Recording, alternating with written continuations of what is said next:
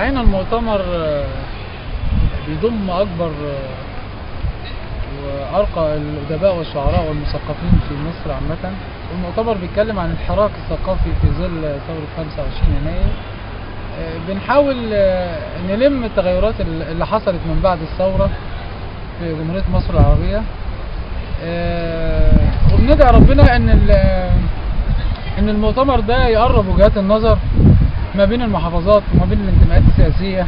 بندعو للوحدة، بندعو لعدم التعصب، بندعو المستقبل جديد لمصر وفي ظل القيادة الجديدة. وبنتمنى ونقول يا رب ان القيادة الجديدة تحقق طموحات اولا الادباء والفنانين والشعب كله.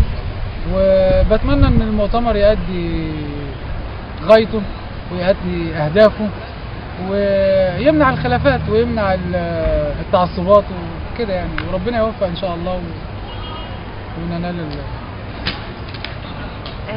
المؤتمر ملتقى المعدية الثقافي بالتعاون مع حركة نحن هنا الأدبية وصالون أمواج الأدبي.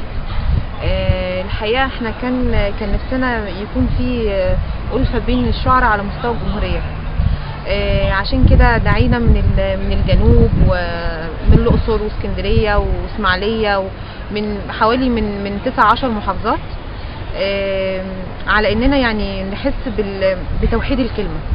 اي نعم كل واحد ليه رأي معين، رأي سياسي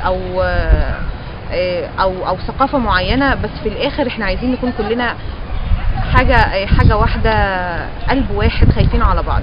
عايزين نلغي فكرة الأنا، لان لو فكرة الأنا مش ان احنا بنضرب في بعض بس، لا، اللي هيحاربني هيحارب مصر عامة. ليه؟ لان اي واحد عايز ينجح ونقضي عليه، يبقى احنا كده مش عايزين كده مصر تتقدم، يبقى احنا كده مش عايزين مصر يكون فيها كذا نموذج ناجح.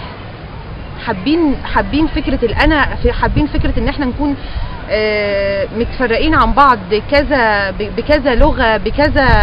يعني انا استغربت جدا جدا النهارده لما لقيت في كل واحد بيتكلم اخوان، سيسي، لا مش عارفة مين. يا جماعة احنا أدباء، اللي بيجمعنا حاجة واحدة بس، الكلمة والثقافة، مش اكتر من كده.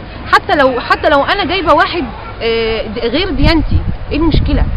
مفيش، ما فيهاش اي مشكلة. حتى لو جايبة واحد ليه ثقافة معينة خارجة عن اصلا الثقافة اصلا الشرقية اللي احنا متربيين عليها، انا بعاملك كأديب. بس احنا حابين كده، حابين كلنا نحب بعض، لان من غير حب مش هنعرف نكتب، مش هنعرف نرتقي، مش هنعرف ننجح. بس هي دي اصلا الرسالة اللي انا بوجهها في كل مرة. يا ريت كلنا نحب بعض ويكون قلوبنا على قلوب بعض، هننجح اكتر. واللي بيحب مصر هيحب نجاح اخوه وزميله. يا ريت.